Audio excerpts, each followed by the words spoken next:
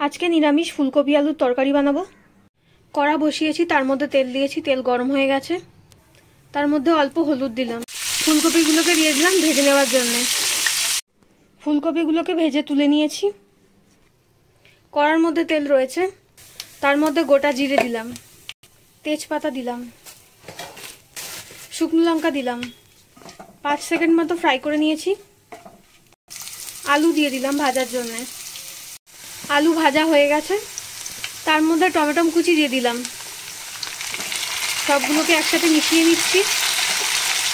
নুন দিলাম পরিমাণ মতো, আদা বাটা দিলাম, মিশিয়ে নিচ্ছি সবগুলোকে একসাথে। কাঁচা লঙ্কা বাটা দিলাম, জিরের গুঁড়ো দিচ্ছি, কাশ্মীরি লঙ্কা গুঁড়ো দিলাম। সবগুলোকে একসাথে ভালো করে মিশিয়ে নিচ্ছি। অল্প চিনি দিলাম, মিশিয়ে নিচ্ছি। হলুদ গুঁড়ো দিলাম। অল্প জল দিয়ে মশলাটাকে কষিয়ে নেব।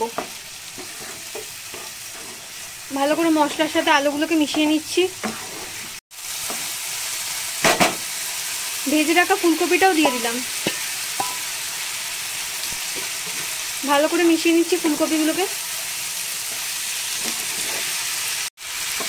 ভালো করে মশলাটাকে কষিয়ে নিয়েছি সবগুলোর সাথে।